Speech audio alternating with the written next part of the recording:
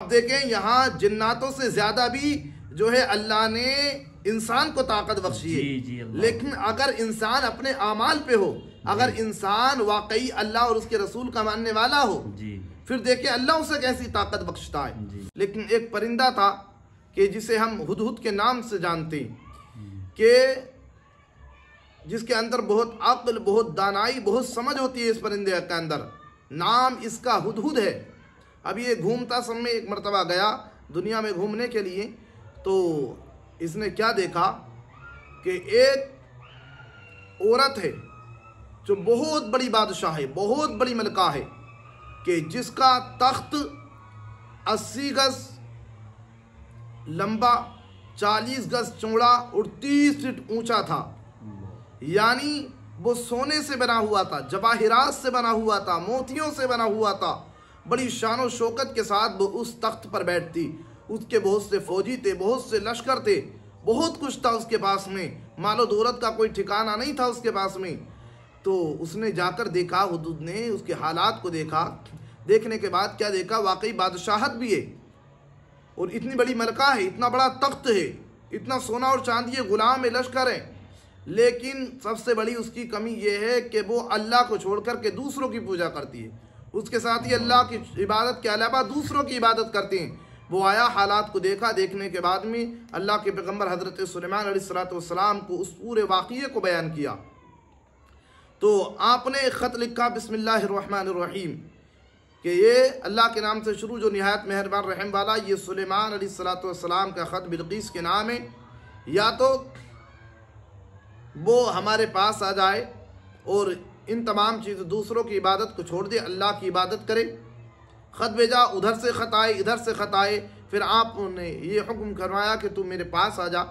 तो वो वहाँ से यहाँ से अपने दरबिया, यानी उससे पहले ये हुआ कि उसने ये फ़ैसला किया अगर वो अल्लाह के नबी हैं तो उनके पास सोना भेजा, चांदी भेजी, जवाहरात भेजे, बहुत सारा मालो दौलत भेजा कि अगर वो इसे कबूल कर लेंगे तो वो बादशाह हैं, अगर कबूल नहीं करेंगे तो वो अल्लाह के नबी हैं, फिर हम उनकी इताअत को कबूल कर लेंगे, फिर हम उनके परवरदिगार की बारगाह में अपने सर को झुका देंगे।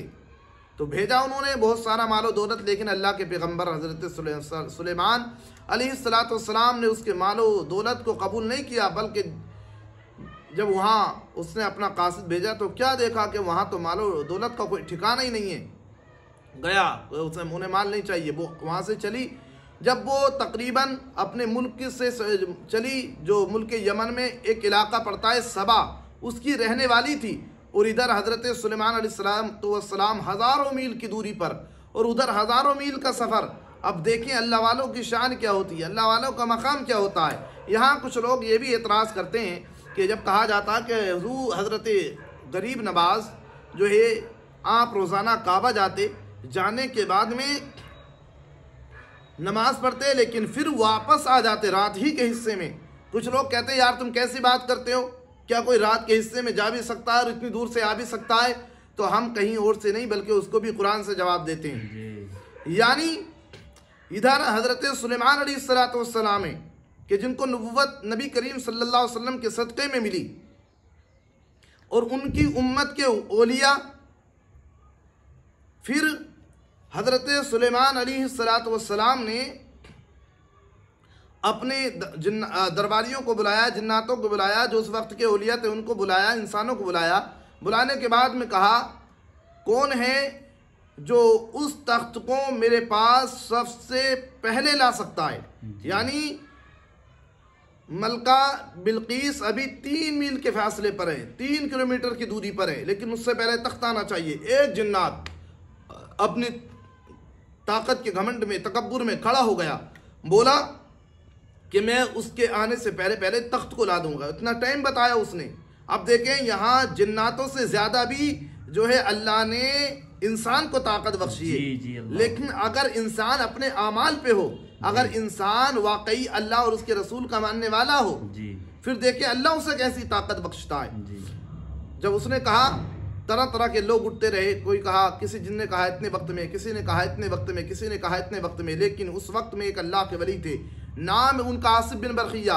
उन्होंने कहा हुजूर मैं आपका पलक झपकने से पहले उस तख्त को आपकी बारगाह में ला करके हाजिर कर दूंगा। अब देखें इधर मलका बिल्कीस चली, उधर आपने हुक्म दिया कि आँख का पलक झपकने से पहले आपने वो तख्त हजरत सुलेमान अलैहिस्सलाम के कदमों में रख दिया। सुभान अल्लाह।